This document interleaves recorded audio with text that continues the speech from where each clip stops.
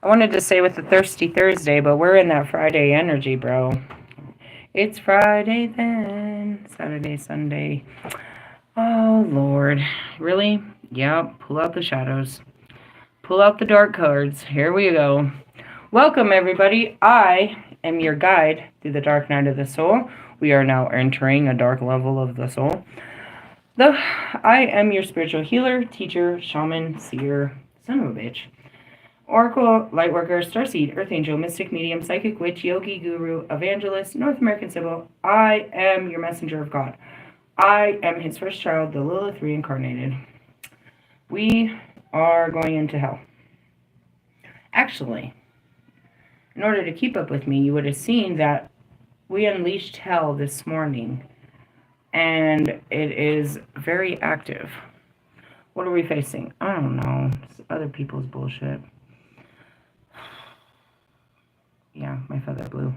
I'm blowing feathers around this bitch.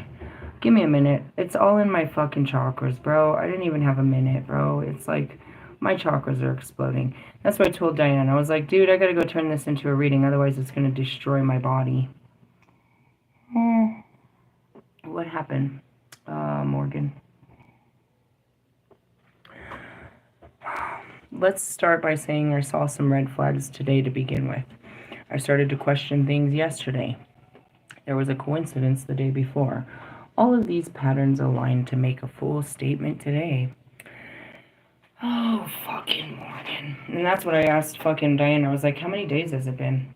She's like, it hasn't even been 2 weeks. I was like, fucking Morgan. What happened? I was going to walk my dog at 9 o'clock. And I see Morgan, and she's about to get on the freaking elevator, or she's looking for a cart. I said, what are you doing? She said, I need a cart so I could take my tools down. I said, what's up? She's like, I'm going to go fix my axle. I'm going to take my axle out. I said, what? She's like, yeah. It's like, it's kind of late, bro. She's like, no, I'm just going to take it apart, and then I can do the major work tomorrow. I was like, are you sure? And I was like, I'm being nice about it. I'm like, instead of just telling her, what the fuck are you thinking, bro? Instead of just saying it like that, I'm being nice. I'm like, hey, I mean this with all respect, bro. It's kind of late, and that's not a good look. No, it'll be all good. I'm like, fuck. So I ride the elevator down, and I go down to, have my cigarette, and my son walks the dog. And Diana's there, and I'm like, Diana, have you seen Morgan? She's like, earlier. It's like, dude, I just saw her on the elevator, bro. And she's about to come down and do some fucking crazy work on her car. She gives me the eyes. I was like, bro, I tried to tell her not to, dude. I was trying to tell her. And I was like, this is... In the essence, I'm trying to tell her what it looks like instead of just calling her out on what the fuck she's up to. And I'm like, dude, I told her not to do it, and I'm really hoping she's not. It's like, this is just not cool. And we're having this conversation, and we're talking about it. And I'm like, dude, all the flags were there, and this, I'm right back where I started with this girl, and fuck. And then here she comes, out the front door, pushing not a cart, but the laundry fucking basket, with her daughter in it and all her tools, and now it's about 9:45. And she's about to drive by, and I'm right there, and it's awkward, but I have to say something. I said, Morgan, I've got to say this at least one more time. Don't do this, bro. This is a bad look. She's like, no, I need to do this to clear my mind. I was like, this is what mechanics do. Like, mechanics do this, but mothers do this. It's after 9 o'clock. No, they know what's up, bro. They know what's up. And whatever the case may be, I was like, Morgan, you look like you're out here fucking tweaking with your daughter in the middle of the night about to rip your car apart. Please don't do this. No, you're tripping. And then she just walks off. And then this other girl was like, saw us raising our voice and was like, is everything okay? And I'm still sitting, right next to Diana when this happens. And I look at Diana. Diana's about to cry. And I'm like, I'm so about to cry. And I'm holding it in. And I'm like, what are you doing, bro? What am I doing? Trying to save her from herself? The fact that she didn't even see what she was doing was wrong already tells me that I've lost this battle. Trying to tell her, trying to make her aware that what she's about to do is not a good look, and the fact she didn't get it the first time, the second time, and I literally had to call her out her name again and tell her that she looks like a fucking tweaker out here. That's not cool, bro. The fact that you're that ignorant. And she says, no, I need this for my mental health. Perhaps. And this is where, Diana was right there. I was like, yeah, but your daughter doesn't need to be out here like this in the middle of the night. No, she hangs out in my car. We lived in my car and all of this. Excuses, bro. You're not seeing what you're doing right now. She's currently outside my back window. Her car is directly parked below mine. I could possibly sit there and watch her all night. That's what me and Diana were making jokes. I was like, I should just stand outside the window, look down on her with a candle from my window and creep her out. She started laughing. I was like, or I could flash lights at her and really freak her out.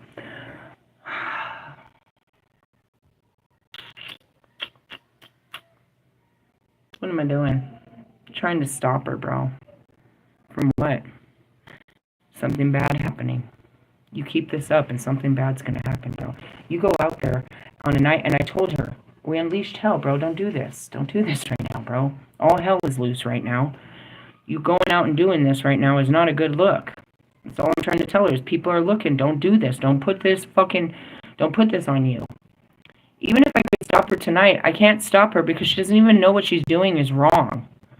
Ultimately, what am I trying to save her from?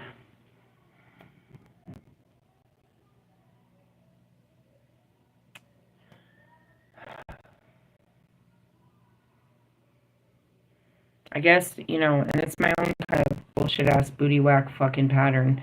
Because I said I was going to have her... Sorry, for some reason that cut off. It's because my energy's fucked off. It's totally my energy that's messing everything up. My phone fucking collapsed when I did this, too. I started crying. You want to help people, bro. I want to stop people from what is to come. I can see that if you keep this up, bro, you're going to have CPS come grab this kid from you again. If you keep this up, bro, they're going to take your kid.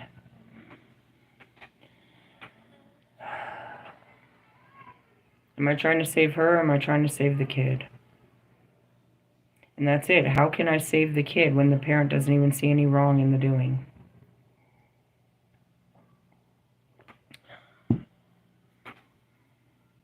Even if she was just changing a tire, it's going to take over an hour. Maybe less for her, but still. She's about to pull out an axle. Do you know what an axle is? No. Okay, well, I can tell you because I've drove down enough toll roads that they charge you per axle, and a regular car has 2 axles. It's what connects the wheels. I had to replace mine, but mine had a different one, so it was CV some shit. She's about to do that. She has to rip off the tires. She has to rip off the brakes. She has to rip off the rotors to get to this bar. And that's what she's about to do right now. What she's currently doing out back. Yeah, there's birthday parties. That's why CJ found balloons. That's what she's, currently doing right now in the back of the fucking parking lot with the laundry cart. Tell me she doesn't look like she's fucking high, bro. And she's like, I'm trying to tell you what you look like, bro, what you're doing out here. And you don't want people to accuse you of being a bad mother or a tweaker and you're doing everything right, but you're not doing everything right now.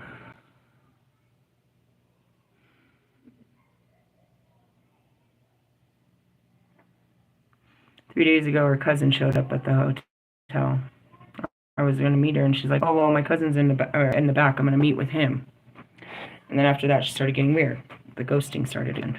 She started acting weird. Today, I finally talked to her. I walked over to her house. It's all fucking mint clean. She has all this makeup on again, and her hair is did in little braids and shit, like all extra, like she's full of, herself and shit. So all the signs are there again. And I didn't really pay attention because I didn't see her much today. I was kind of sticking to myself. But yeah, and what did I say? The shadows were going to come to the surface for all to see. And that's what happened all around here. Everybody can see it. Everybody's all shining bright in their darkness. And that's where me and Diana, like, we just cried, bro. It's like, she's like, I'm so sorry. I know how hard that was. It's like, bro, I wish I didn't have to say anything. All I did was make it worse for us. But I said it because I cared, bro. I didn't want her to just, how can I just stand here and watch her go out like that? I've got to try. I've got to try to stop her from fucking making a mistake. All right, cool. She gets away with it tonight. She geeks out all tonight, whatever. She hasn't learned that this is not okay behavior, bro. And that shit, whatever she's doing back there, and that's what I told Diana. What if a fucking cop rolls through our parking lot like they normally are supposed to do and catches her out there and asks her for her ID or checks her bags or something? Notices what I see on her face. What if these fucking staff report her, dude? Like they're supposed to?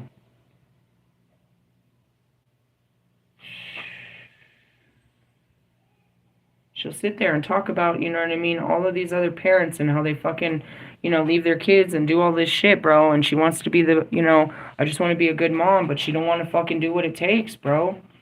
Get off the shit. And that's what it is. It's like, it's pinpointed. The cousin brought it, bro. It's like, what kind of cousin feels cool bringing drugs to a homeless shelter? And then she's, you know what I mean? If she's not left the building, she's doing it in the building, bro. I hate to say it, but possibly in her room while she's been in there for 3 days. Not coming out, not doing much, saying she's avoiding the drama, as she always says, and blames it on other people. She's one hell of a projector, and that's where it is you watch them enough, you see the patterns. But if that's it, is you don't learn people's patterns until you spend enough time with them. And that's what I said. When I finally walked up, I was like, how many days has it been? She's like, well, it was the 1st. We were worried about her on the 1st. Today's the fucking 14th. It hasn't even been 2 weeks, bro.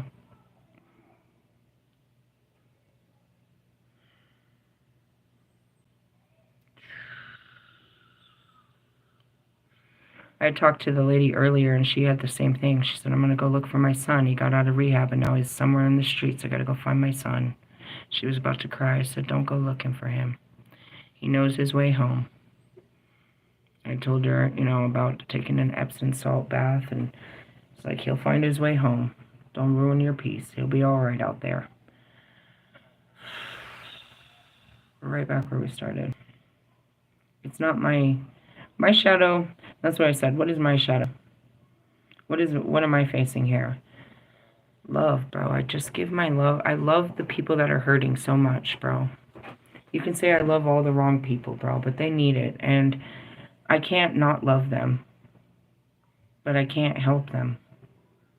You know, you look back, and that's what I told this other girl. There's a lot of us that have been in these terrible relationships, and you look back, it's like, why did God do it? Because if we didn't love these motherfuckers, nobody would have ever shown them love in their entire lives.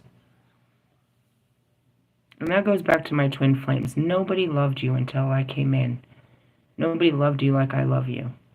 And that's every single person that I meet. I show love. I show love. And it's an unconditional love that really is from my heart.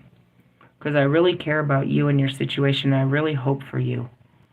I really want to give you my time, my resources, my energy, my knowledge and wisdom to help you, to help your family, bro. Fuck you. To help your children. I look at these children and I just see my broken self and all these kids, and I want to help them. Their parents were our parents. All of these parents across the board. May have been Lewis's parents. May have been Marshall's parents. Maybe fucking Logic parents. Maybe fucking Kim Kardashian's parents. But they're all the same. A bunch of fucked up parents. Or just want a better life for these children so they don't end up like us. A bunch of fucked up parents. So I take it serious in the ability that I could spread some good shit into this person and change their ways. But I can't save nobody, bro. Even if you listen to me all day.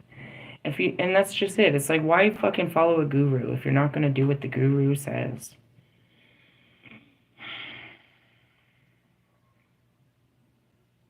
Why read the Bible if you're not going to do what it says? Why take in any information if you're not going to apply it to your life? I don't understand. But as I always say, when I wash my hands, there's not another one coming for you.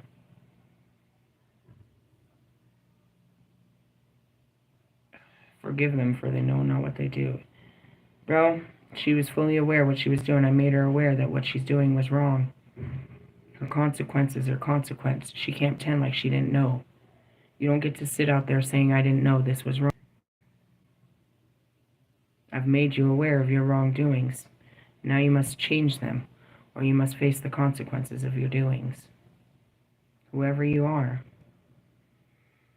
I tried to stop you from an inevitable fucking fate of pain and suffering. As I say that, I look at Lewis. I begged Lewis. I tried to stop Lewis from what this would do to him. I knew this contract would kill him. I tried to stop Russ. I tried to stop all of them, bro. From a fate worse than death. Suffering. There's no suffering beyond death. Anyways, welcome to the shadows. Let's pull out some shadow cards, shall we? Let's start with where am I at and my dark feelings. See my Isis is what I'm seeing. I'm really seeing my Isis. Let me just pull it. Why? Because I'm there. That's just what I'm seeing. Denial. That's her. Let's talk about her denial. But then I'm going to pull out Isis.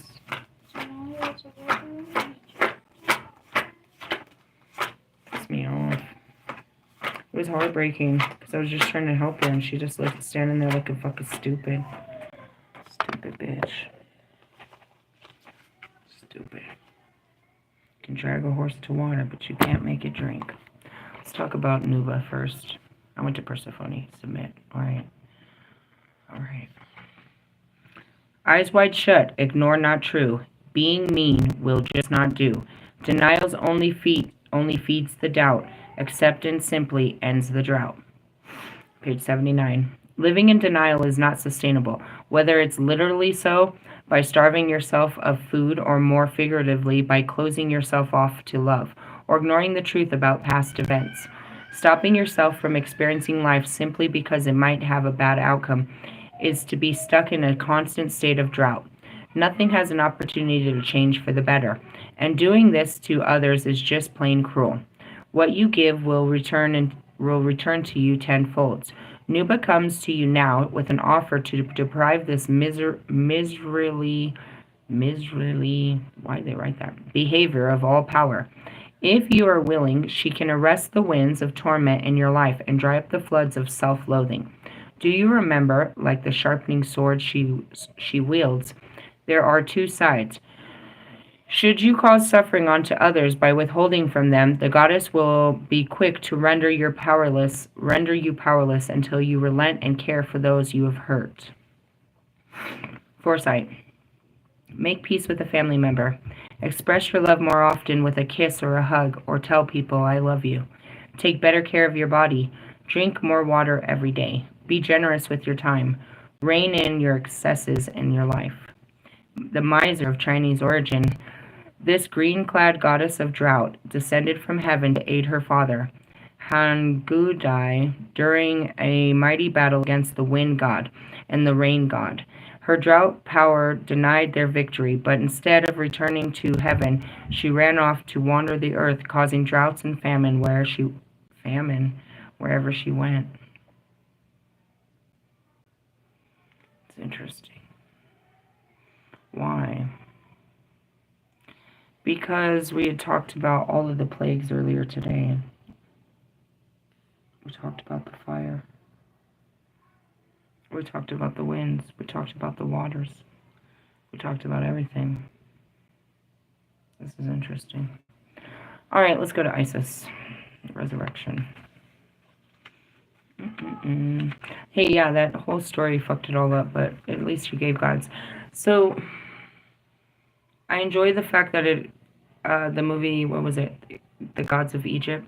I enjoyed the fact that it showed how we coexisted with mankind. Because that's what it was.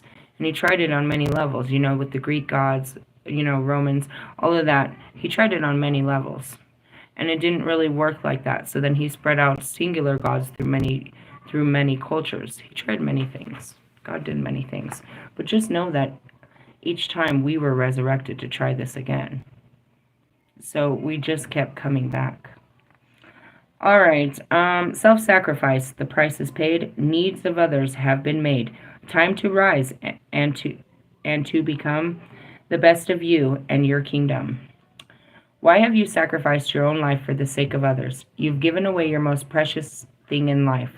All these years of dedicated for the sake of your principles, all the pain and suffering you've endured, and yet you ignore your own needs by putting others before you. This learned behavior has become a destructive pattern in your life. Stop self-imposing the victim upon yourself and take steps to live out your dreams. By self-sacrificing yourself, you've forgotten who you truly should be. Never act as others expect you to be. Instead, take responsibility for your life and quit blaming others for your disappointments and failures. You need to be of service to yourself first and foremost. Take care of yourself and learn to say no to others, especially when their demands enslave you. Be like the phoenix as you rise from the ashes of resurrection, for Isis invites you to claim your personal power. Stop behaving like a martyr, always helping with a loving heart and never resentment. Hand any guilt over to Isis. Make a commitment to be kind to yourself. Make a list of your goals and take steps to achieve them. Take control and responsibility for your life. Seize the day. The martyr of Egyptian origin, she was worshipped as the ideal mother, wife, protector of the dead, and patroness of magic. Isis was the instrument in the resurrection of Osiris. She restored his body to life after having gathered the body parts that had been strewed about the earth by Set.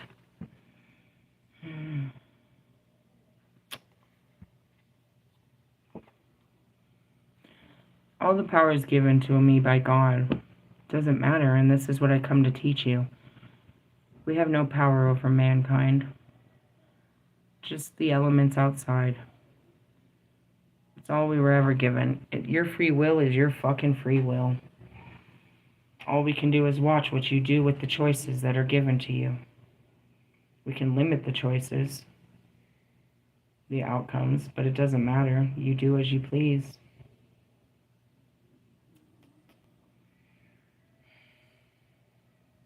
I'm all powerful, but I can't save anybody. I literally can't.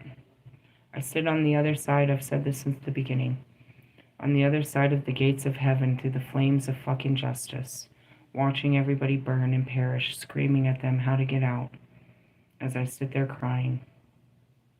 It's my fucking karma. Because I wanted them to burn, so now I watch them burn, and I have to feel the pain of what I wanted. It hurts. I had to become my unkind to have reverence for mankind. And now I just watch my fellow man burn. Before it was just entertainment. Absolute entertainment. But now it's just painful to watch. Please don't make me watch this. When that was all I ever wanted to watch, was watch mankind burn. So he brings me back for the fucking barbecue. And I can't take it. Why? Because I've fallen in love with them. I pray for mercy for their souls. I understand what Jesus taught. That they are just children and they do deserve his forgiveness and his mercy. Despite their unknowing. I can't save you guys. I can't save anybody. Not my brothers and sisters, not my children, not nobody, bro. I can't make anybody do the right thing. I can't even show them what the right thing is because you only see through your own eyes, your own judgment. She sees no wrong in her doings. And that goes back to Russ. He sees no wrong. Nobody sees anything wrong in what's going on in their life and why they're so doomed. You're doomed.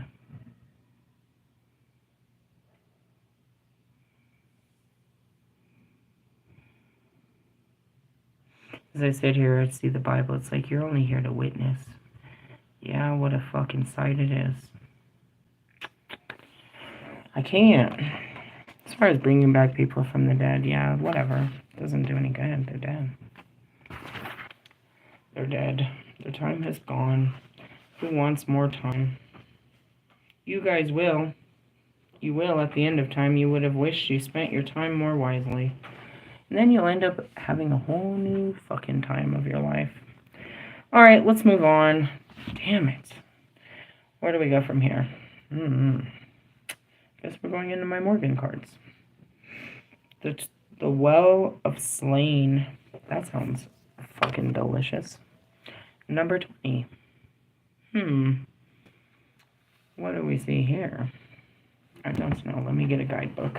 Let me guide myself through this bullshit with a book. Where's that one? Luckily, I organized my stuff so we don't have to dig too hard. Alright, let's see where we are. Cycles. Shield. Fate. The wolf. The eel. The raven. We're almost there. I can see it. The Well of Slain. Rejuvenation, healing, and rest. In the ground looms Heapstown Carrion. Deep within the mound is said to be where the Well of Slain, or Slanu dwells. Slanu? How am I supposed to pronounce that like that? Whatever. The enchanted well was tended by Dian Cassette, the Irish god of medicine, and his children. Warriors who were injured or killed in battle were placed in the well to be healed and even brought back to life. The enemies of the Tutha filled the well with stones, creating a carrion so that it could no longer be used.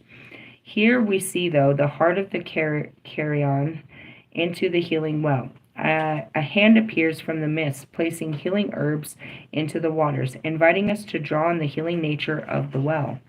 Divinatory meaning on page 90 and 91. Healing can be a difficult path. It takes time and effort. Just as the well is hidden under the carrion, we must sometimes look deep within ourselves to find the parts of us that need healing. We cannot change the circumstances around us without looking within to see what needs our attention. This is symbolized by the mist rising from the inner chambers of the mound.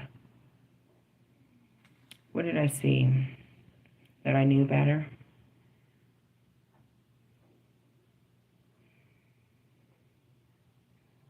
You can't help them. You're only enabling them, and that's exactly what I told the other one. You can't help a drug addict, bro, or an alcoholic. Once you're aware that they don't have control, bro, you have to leave the situation. They have no control. They're going to convince you that they have it all under control. But you can see with your own two eyes they're out of control. And all you're going to do is get hurt by them. Because they're hurting, and everything they touch is going to get hurt.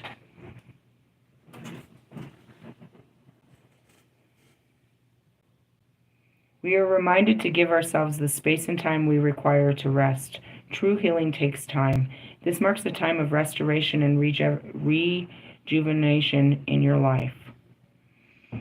Well, I haven't looked up at the moon, but I'm pretty sure it's probably the rest moon.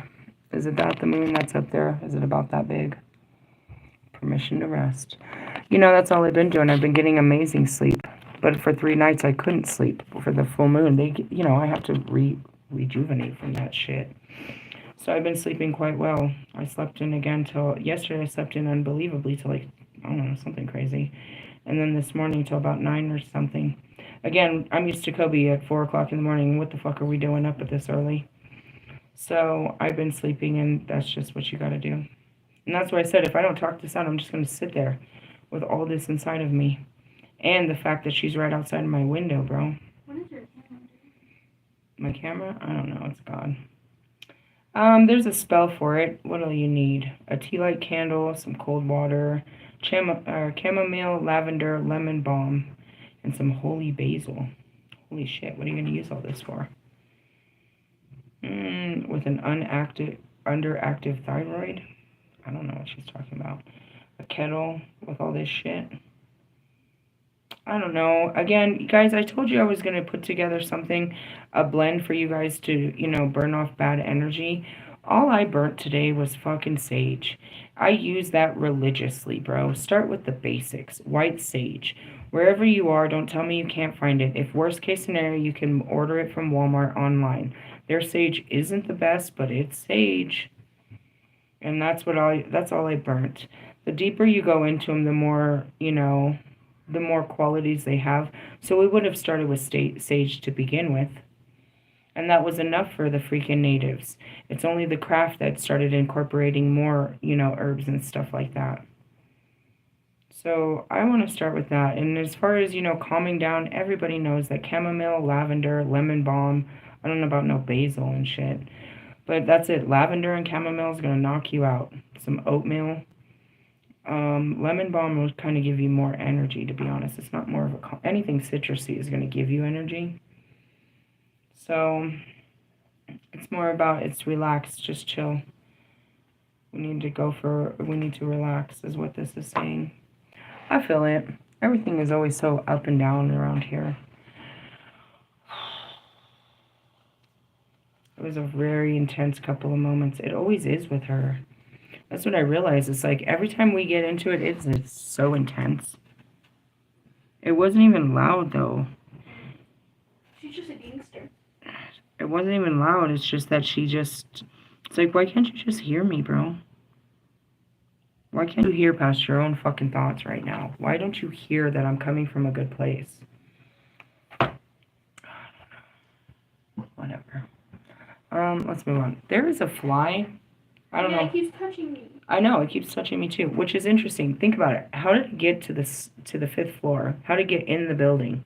And then it got not only in the building, but made it into our room and is just hanging out in here. It keeps touching me. I know, they only live for a day or two, so don't kill it. It's just a spirit that's in the fly life. But I just want to point that out. It's nearly impossible. It's not like we have open windows where he flew in. It's pretty interesting. Oh, shit.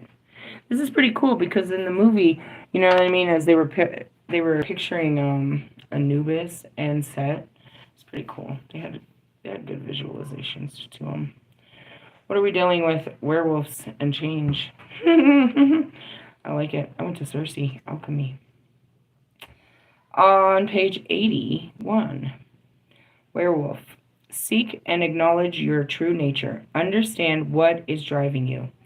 Duality, wild and socialized, control and chaos.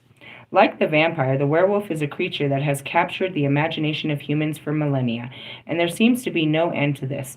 After the end of time, the European witch trials, the werewolf became ambiguous in mythos, and that's a crazy word, right? If I hadn't heard that word before, I would have not known how to pronounce that. Right? Ambiguous. Do you see that? That's from reading words. You would have never... I just want to point that out. Like, I didn't do a whole lot of literature, but when I can pronounce these words, I'm like, dude, that's a lot. Ambiguous in mythos and evolved to become the stuff of horror movies. Since this time, the wolf man... Oh, God. Are we talking about you again? Or lichen can feature regular in tales of both oral and written. The interest has intensified over the last few hundred years, and the advent of the printing press and invention of the horror genre, comics, movies, and the internet. We normally see a story of a werewolf involve painful, bone-cracking transformation from the middle-mannered human into a wild, uncontrolled beast. The man normally fights the change, but the magic overcomes him, and he must be and become his werewolf nature. The trigger for this profound transformation is the rising of the full moon, a powerful symbol of the night and magic as it peaks. After the change, there is much howling and running wild, and usually the werewolf goes hunting. This shape-shifting goes from the control and intellect of a man to the uber wild nature of a savage top-tier predator. Here we see we cannot fight against our true nature, in this case the animal inside, even though we may wish to. If the inner desire is not identified or indeed expressed, this repression can lead to an unrestrained explosion of extreme emotions or poor decision-making. The message here about werewolves is finding a balance between our deeper, wilder selves and our responsibilities and positive boundaries as humans. We need to find the sweet spot, say, between being connected to nature and being dominant over nature.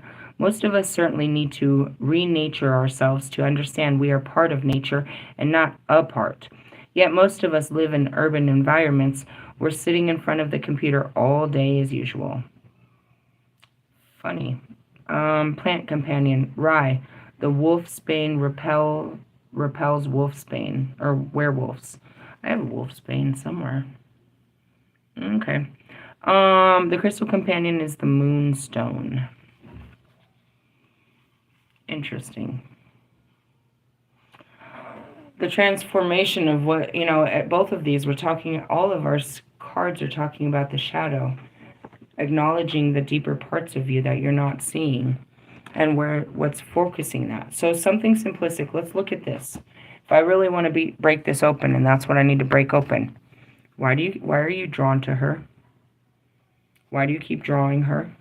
What do you want from this? Why, you know what I mean? In the essence, and that's Isis. Stop putting other people ahead of yourself. Start asking yourself the questions, right? Not everybody else's happiness. What do you hope to gain out of being this person's friend? Then we start digging it out. Why? And then you start finding out, well, I don't have any friends. Okay, but... And that's where the nurturer comes in, and you have these difficult conversations with your inner child that is, you know what I mean, doing stuff. In the essence, like, I already knew that she was on some shit, and that was my cue to walk out, but I didn't. And therefore I walked right back in it to learn this lesson that I didn't learn last time. And that's it. How many times do we got to face the same lesson before we learn from it? I have Dante's cards in front of me. We're going in order with these. The Empress of Desire. We are still all up in this. And that's talking about your inner nature.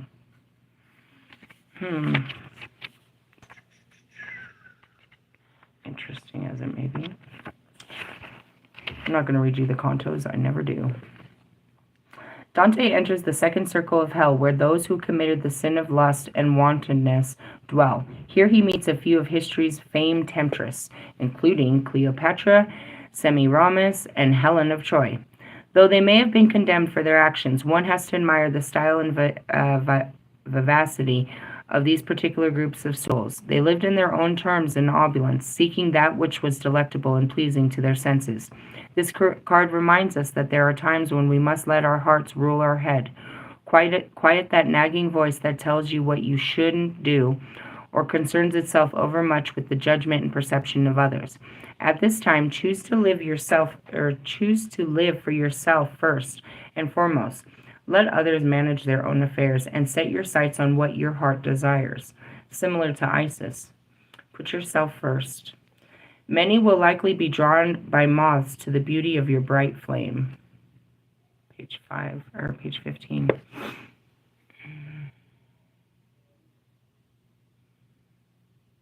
I'm looking at, you know what I mean, the roll of the cards.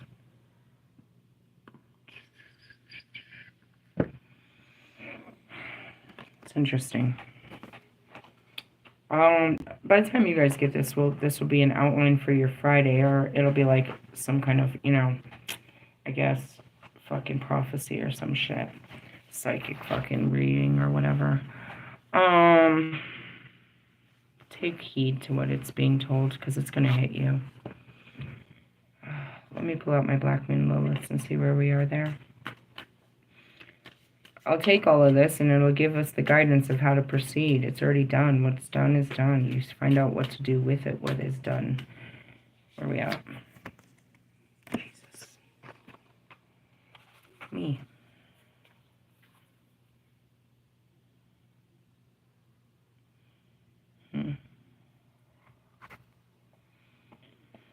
What do you hear? Mother knows best, as I turn to the Phoenix on number 17.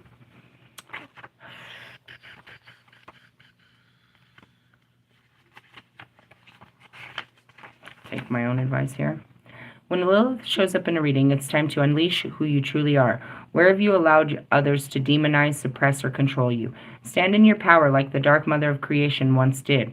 Lilith, I am rebellious and untamed like the wild tree, an ancient occult symbol. The tree is tied to the goddess, fertility, and divine feminine. Unfortunately, my roots were uprooted when I was ousted from paradise. That's not how this happened. Nobody ousted me, I left. Jesus. The oracle card invokes her wild and rebellious nature. She, like other empowered women in biblical texts, were painted as a vengeance-seeking demon to instill fear and submission into women. Her story in the Talmud, Lilith was the first woman before Eve. God created Adam and Lilith from the dust, and opposed to Eve, who came from Adam's rib. She was painted as a scorned woman who disobeyed her husband Adam when he demanded that she submitted and lie beneath him during sex. That's what happened with, it was very simplistic with Bobby. And that part of the video got cut off the other night. It was very simplistic. God gave me this guy and this desire to sleep with him, but I won't. For all reasons. When I finally gave into, all right, fine, this is what you want, I'll do what you want. And I finally submitted to him, he ran from the east to the west, bro. He was gone. His purpose was served for me just to submit. I'd agree. That was it. That's all it was. That's all it was, to do what God said, and that was from the beginning. I had this desire to want to be with him, but I wouldn't give in to it. It wasn't against God, it was against man. Anyways, moving on. She refused, defiled God and Adam, and left the Garden of Eden and to never return. And that's it. That's going back to the devil, going back to desire, going back to it. There's no reason for me to, but I desire him. And I wouldn't give in to that desire. And I wouldn't just do it. So then I finally set up to do it, and I didn't even have to. When I finally surrendered, Persephone surrendered to what God planned. This is God's plan. He keeps making me want to see you. And this is what we do. It's like, this is what he created you for my own sexual pleasure. And I don't give in to it. Fine, I'll give in to it. And then he ran away. And that was it. All I had to do was face the fear. And that tie is broken. She refused, defiled God and Adam, and left the Garden of Eden never to return. For this act, she was turned into a demon and cursed for eternity. By man, not God. Lilith's biblical story shows the importance of harmonization and integration of the dark, masculine, and feminine shadows into this world. Neither one is better than the other. Both are needed and valid. Her archetype and plight are vessels for collective healing. When we resolve this ancient wound within ourselves, or individually, we are shifting humanity. After careful research, I have coined the term Black Moon Lilith Rising to describe people who have Black Moon Lilith conjunction in their ascendant or in their first house of self. If this is in your birth chart, you are indeed walking Lilith archetype and a Black Moon Lilith Rising. Step into your sovereignty, show your untamed and wild nature. I like that I'm painted as dark as night, because I always was. I just don't believe in that. I never was created to believe that anyone was better, but that we were all created equal.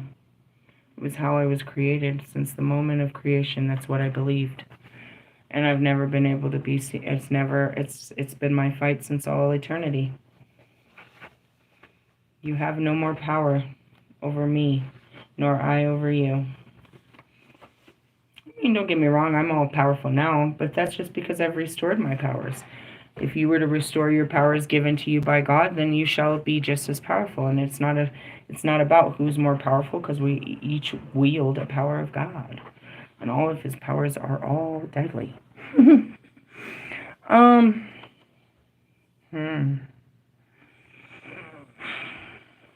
There's a lot to be said in all these cards. Plus the video I did earlier with the demons. We're facing a lot of shadows. Why so many? Because everybody's healing on different levels. So they all are facing a different part of themselves. Not everybody's facing every part of themselves in a room with just nothing but themselves. Just one part at a time typically, but everybody's facing a different part, so we covered all the parts. all the broken parts that are out there to be faced. It's you. A part of you that just needs some love and some understanding of why you act and feel this way. That's all. You know what I mean? So the part now is the part of why do I keep, when it's all said and done, it's like, this is why I can't have friends, Diana. This is what Kobe said. Why do you give up, or why do you quit relationships? Because it's the fight. And let's just be honest. I attract unhealed people. Why? Because I'm made to heal them. But in the healing process, I get attached a little too much. And I get my feelings hurt when I have to detach. I've yet to be wrong about someone. And that's what Diana always says. You're always right. So no, my spirit is. I never know what's going on. And then we see afterwards that, yeah, my spirit knew. I didn't know. I fucking became aware very quickly.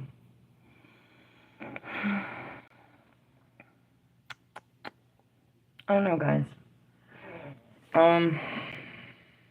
Just open your eyes. Don't close them. Don't try to pretend like you didn't see what you saw. Don't make yourself ignorant. Don't make yourself lie to yourself.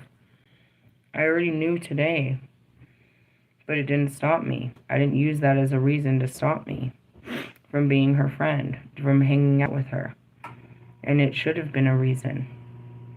But that's where it is. It's like, she's not harming me. Not yet. This is going to hurt later. And it doesn't hurt me. It's just that I care more than you care.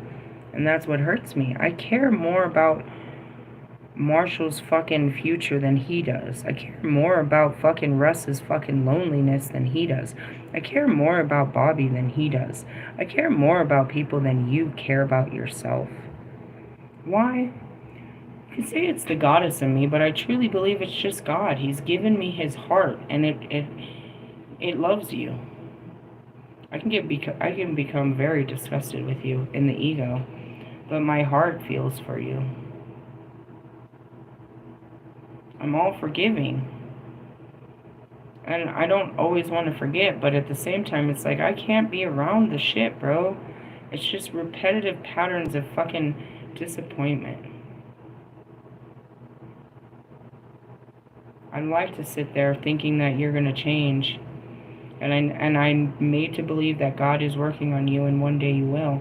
But I can't watch this. I can't watch him work in your life. Because it could take all your life for this work to work. And maybe not in this life. A promise for you to change doesn't mean this life. It just means you will change. In one form or another.